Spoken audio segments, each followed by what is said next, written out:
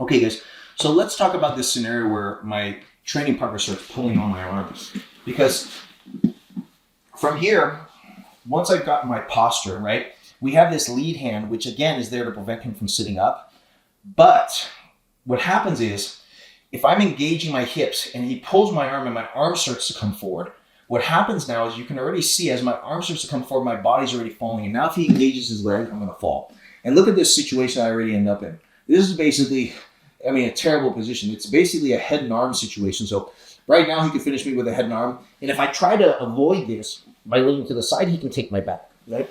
So already, just from my posture getting broken, you can see I start to end up in a lot of trouble. And that's why posture in the closed guard is so important, okay? So from here, what I want to do, instead of allowing my shoulder to come forward, what I'm going to do is I actually roll my shoulder. So I basically roll my shoulder back and lock it in my body. So I'm keeping my shoulder, the back of my shoulder pulling back. So even if he pulls me, and then I respond with my hips. So pull hard.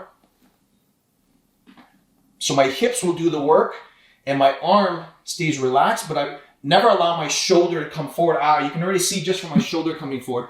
So just so you guys can take a look at what I'm doing, right? You can see my shoulder is kind of coming in front of my body. What I'm doing is I rotate and I lock my lat. So I'm locking my lat in place. I'm basically rolling my shoulder and dropping. And so I'm keeping my shoulders with a good posture, right? So you can see it in this shoulder. This is my shoulder forward. And basically this is my shoulder back. So even though my arm stays relaxed, I'm basically keeping my shoulder engaged with my body, right? So here I keep my shoulder engaged with my body. So as he pulls it, my shoulder stays in place. I don't allow it to come forward, which starts to bring my body down. So again, that's more if he's grabbing my wrist. Sometimes guys will try to grab like maybe arm drag style, right? Again, you can see how I engage my hips. So if he tries to arm drag me, pull my arm stays relaxed, right? I want to make sure that's really important that my arm stays relaxed. And so I respond to all of the pulling every time he tries to, even from here. If I sit back, yes, right? Boom, right?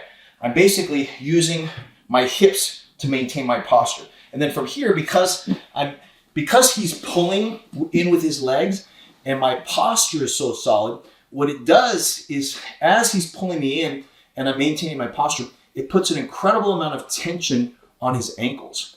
And that's what makes it so easy for me to break the legs from inside the closed guard, is all of the tension that's built up in his ankles from him pulling me, and basically I'm not going anywhere. So just make sure if they start to engage and pull your arm, even though my hand is here, I don't allow my shoulder to come forward. I'm sitting in posture, my hips are tucked.